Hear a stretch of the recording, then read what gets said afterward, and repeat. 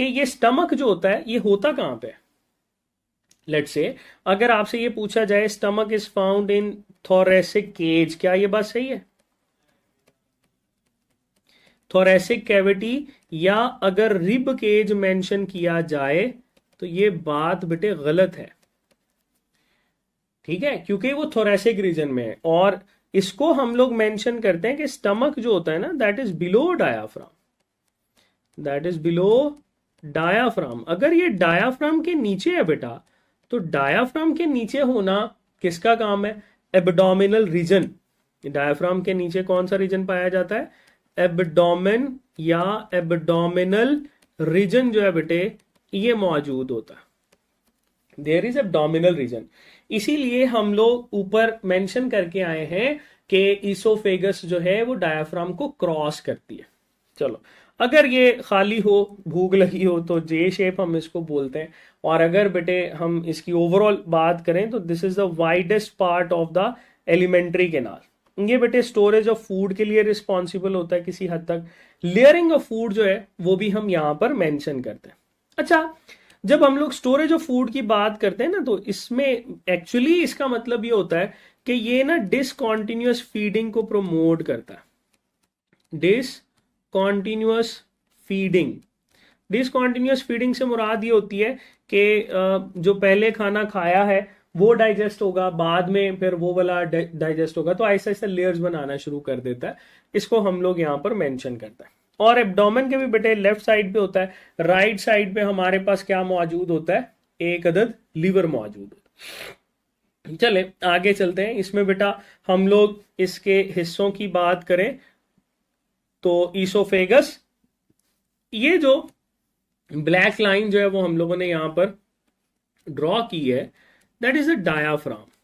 ठीक है, ये स्केलेटल मस्कुलर शीट या डायाफ्राम है। ये डायाफ्राम दोनों हिस्सों को कंपार्टमेंटलाइजेशन करवाता है। जैसे ऊपर जो है वो थोरेक्स है, नीचे जो है वो हम लोग एब्डोमेन की बात करते हैं ना, तो ये इनका बेसिकली सेपरेटर के तौर पर है। अब बेटे ईसोफेगस और यहां से आपके पास ये जो सफिंक्टर है इसकी हम लोग बात करते हैं। इसको हम लोग कार्डियक सफिंक्टर बोलते हैं। इसको ना लोअर ईसोफेजियल सफिंक्टर भी कहा जाता है, and that is also the cardiac sphincter. Okay, ये स्टार्टर भी होता है।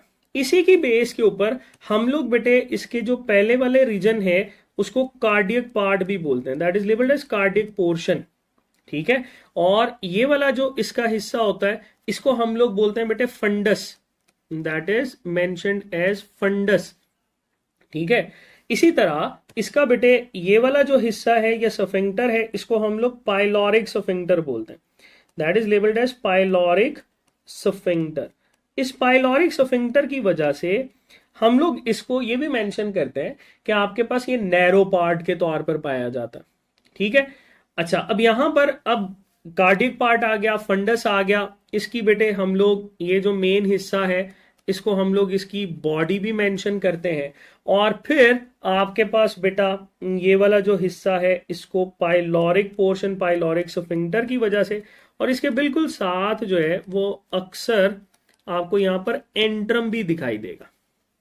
ठीक है, जनरली अगर हम लोग देखें तो आपके पास बेटे 4 ही हिस्से जो है वो मेंशन किए जाते हैं, बट एंट्रम आप चाहें तो मेंशन कर सकते हैं। ईसोफेगस से इसमें चीजें एंटर होती हैं और इसके थ्रू जो है बेटा फिर आपके पास जाती हैं स्मॉल इंटेस्टाइन की तरफ। स्मॉल इंटेस्टाइन, स्मॉल इंटेस्टाइन में हम लोग ड्यूडिनम जो है उसको बेटे मेंशन कर रहे होते हैं।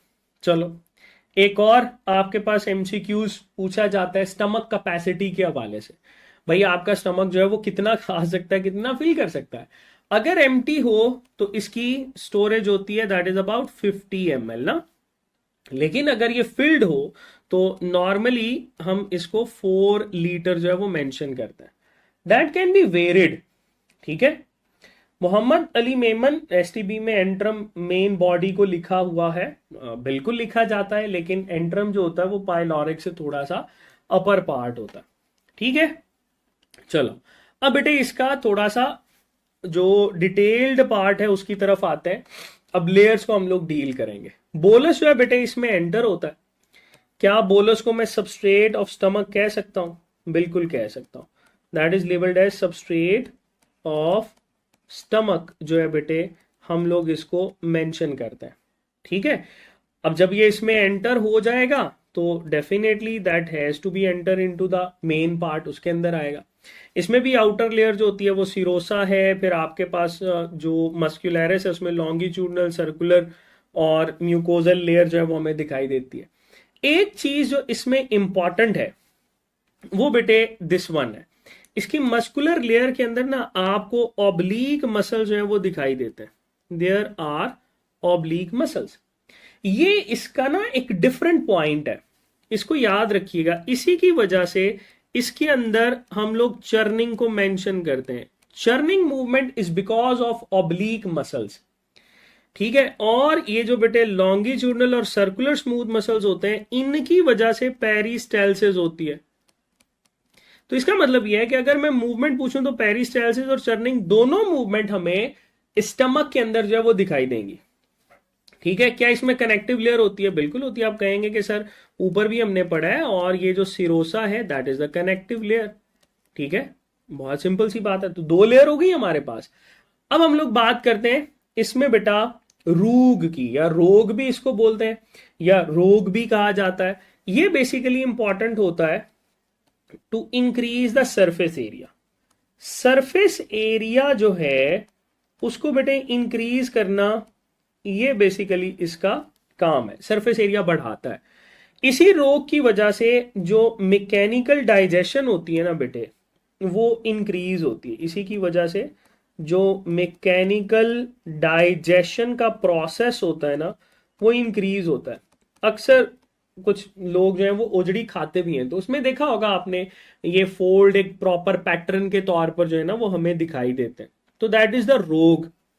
ठीक है, तो ये आप इसके साथ मेंशन करते हैं। बाकी सब म्यूकोजा मैंने पहले भी बताया था, it is not associated with all the intermediate books, लेकिन कुछ के अंदर मेंशन किया जाता है, कुछ में नहीं है। तो हम मेनली म्यूकोजा की तरफ ही चलेंगे। म्यूकोजा जो है बेटा, ये हमारे पास, इसमें जब हम लोग सेल्स की बात करते हैं ना, तो इसको कॉलमनर एपिथेलियल सेल जो है वो मेंशन किया जाता है। कॉलमनर एपिथेलियल सेल्स होते हैं। ठीक है, कॉलमनर एपिथेलियल सेल्स जो हैं वो हम इसके साथ मेंशन करते हैं। और इसके लोअर एंड की तरफ आ जाता है हमारे पास बेटे, इसके लोअर एंड में दो एंडोक्राइन सेल्स होते हैं, एक होता है जी सेल्स और एक होते हैं डी सेल्स। ये बेटा जो जी सेल्स होते हैं ना, जी सेल्स, जी सेल्स जो है ये पाइलोरिक पार्ट के अंदर मेनली पाए जाते हैं। इन जी सेल्स से गैस्ट्रिन हार्मोन प्रोड्यूस होता है, गैस्ट्रिन हार्मोन की प्रोडक्शन इसके साथ है।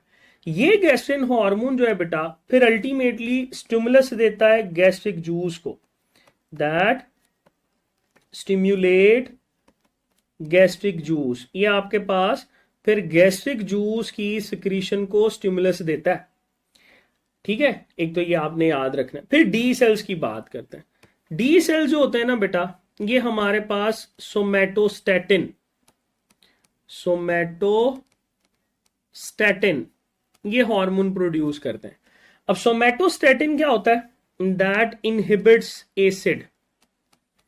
ठीक है, इनहिबिट्स एसिड। अब आप कहेंगे कि सर एसिड यहां पर तो हमने पढ़ा ही नहीं है, आगे पढ़ते हैं। HCl होता है यहां पर। ठीक है, दैट इनहिबिट्स एसिड।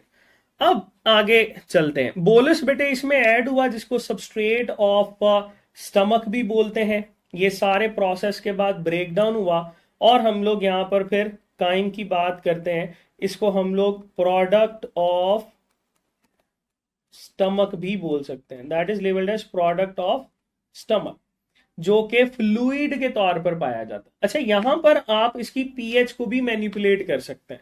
जैसे ये सवाल पूछा जा सकता है कि जो बोलस होता है उसकी पीएच कितनी होती है? हम जानते हैं कि दैट इज स्लाइटली एसिडिक